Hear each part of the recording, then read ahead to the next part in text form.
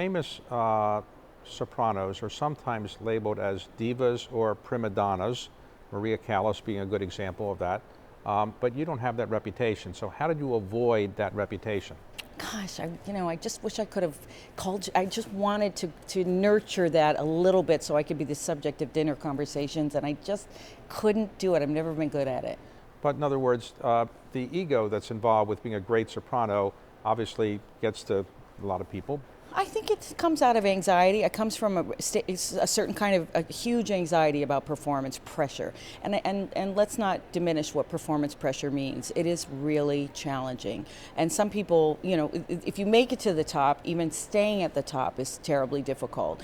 So I have internalized the pressure that I have felt over the years. And that's not really great either, because it's not fun to feel like that. But other people externalize it and they take it out on whoever is around them. And somehow that's how that happens. And then they go on stage and they're great. Now, because of the pressure of being an opera singer, sometimes you need an outlet. And what did you do for an outlet?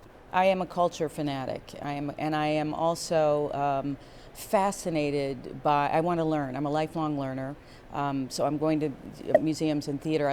Absolutely love theater. And I love beauty and nature, very much so. I'm enjoying nurturing young talent, and I'll hope to continue doing that in a more meaningful way in the future. The barefoot king composing, hallelujah, hallelujah, hallelujah. You're also working with NIH and Francis Collins, the head of it, to try to show that actually music can help people get healthier. Can you explain that?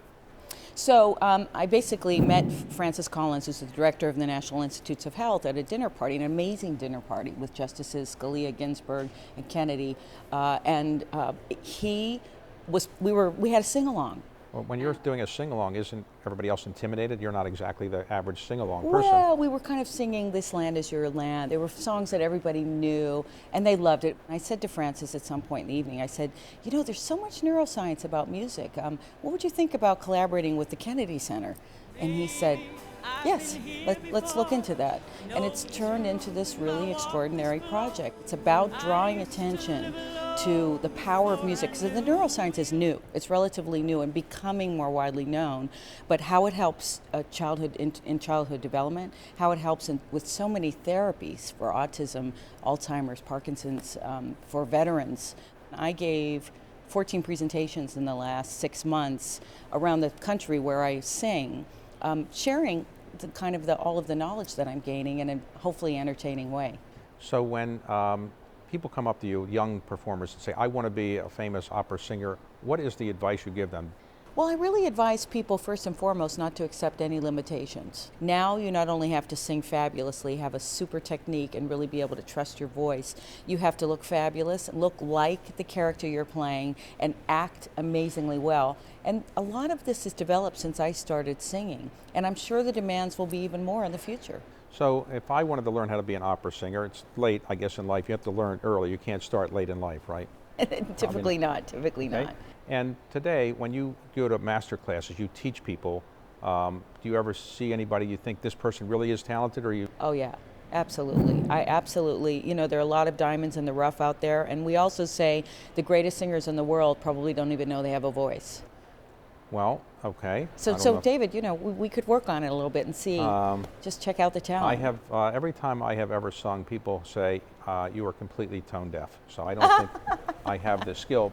So if you had to pay to watch opera, who would you want to pay to listen to? Who are the great opera male and female performers that you would have paid to hear?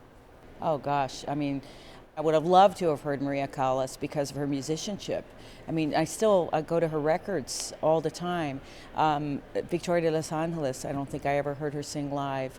I'm a huge fan of her singing. Schwarzkopf, I did a master class with her, but I never heard her sing live. So there have been great historic. We belong to a tapestry that is really historic, and I love that connection to what's come before. And I love celebrating that. And that's something we lose in our culture right now because of this connection to social media and to the here and now and the momentary. This idea that you become really wonderful at something and you learn about what people have done before you.